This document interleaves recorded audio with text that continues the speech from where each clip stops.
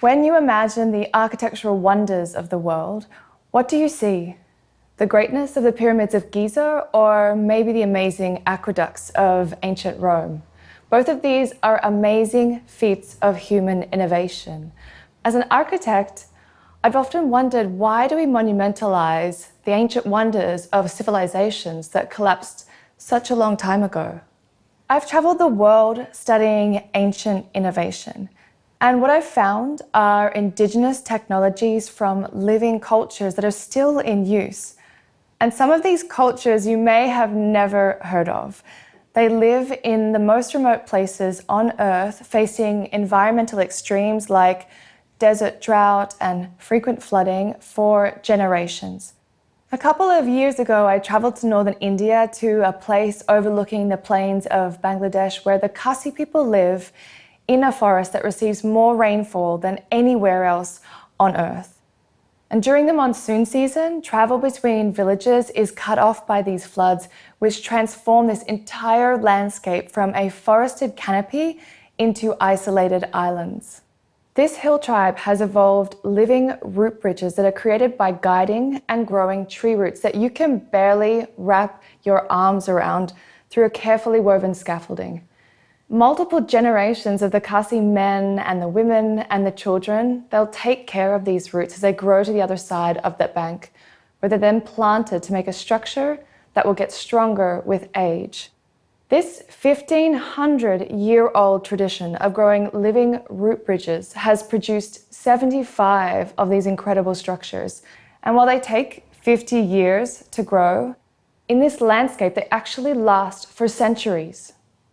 All across the globe, I've seen cultures who have been living with floods for thousands of years by evolving these ancient technologies that allow them to work with the water. In the southern wetlands of Iraq, which are formed by the confluence of the Tigris and the Euphrates rivers, a unique water-based civilization lives. For 6,000 years, the Madan have floated villages on man-made islands that are constructed from a single species of reed that grows around them. And the kasab reed is integral to every aspect of life. It is food for water buffalo, flour for humans, and building material for these biodegradable, buoyant islands and their cathedral-like houses that they construct in as little as 3 days. And this dried kasab reed, it can be bundled into columns, it can be woven into floors or roofs or walls, and it can also be twisted into a rope that's used to bind these buildings without the use of any nails. The Madan villages are constructed in the marsh, as they have been for generations, on islands that stay afloat for over 25 years. Although global attention is focused on the pandemic, cities are still sinking and sea levels are still rising. And high-tech solutions are definitely going to help us solve some of these problems. But in our rush towards the future, we tend to forget about the past. In other parts of the world where rivers are contaminated with sewage, a city of 15 million people cleans its wastewater with its floodplains. On the edges of Calcutta, flanked by a smoking escarpment of the city's trash and ribboned by its highways, an indigenous technology of 300 fish ponds cleans its water while producing its food.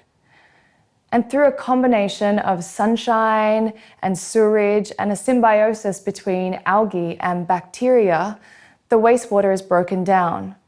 Fish ponds continue this cleaning of the water in a process that takes around 30 days. And this innovation, it's not just a model for chemical and coal power-free purification. Since Calcutta's core has no formal treatment, it's the city's only way of cleaning the water downstream before it enters the Bay of Bengal. What I find so unbelievable about this infrastructure is that as cities across the world, in Asia and in Europe, begin to replicate this exact system, Calcutta is now struggling to save it from being displaced by development. And then to deal with flooding in a completely other way, the Tufinu tribe has developed the largest lake city in Africa. Ganvi, meaning we survived, is built of stilted houses that are organized around a canal system that you could navigate by dugout canoe. And the royal square stands amongst 3,000 stilted buildings that include a post office, a bank, a mosque, and even a couple of bars that are all surrounded by 12,000 individual fish paddocks or mangrove akajas. This chemical-free, artificial reef covers almost half of the lagoon and feeds 1 million people that are living around it. What amazes me is that while an individual akaja is pretty insignificant, when it's multiplied by 12,000, it creates an indigenous technology, the scale of industrial aquaculture, which is the greatest threat to our mangrove ecosystems. But this technology, it builds more biodiversity than before. Just earlier this year, when I was back home in Australia, the craziest thing happened. The burned ash from the bushfires surrounding Sydney rained down on us on Bondi Beach. And worried about carbon emissions, not viral transmissions, we were already wearing masks. The air was so choked by a plume of smoke that was so big that it reached as far away as New Zealand. Then, in the midst of these wildfires, which were the worst we'd ever seen on record, something unexpected happened, but incredibly amazing. The ancestral lands in Australia where Indigenous fire stick farming was practiced were saved as these fires raged around them. And these ancient forests, they survived because of seasonal, generational burning, which is an Aboriginal practice of lighting small, slow, and cool fires.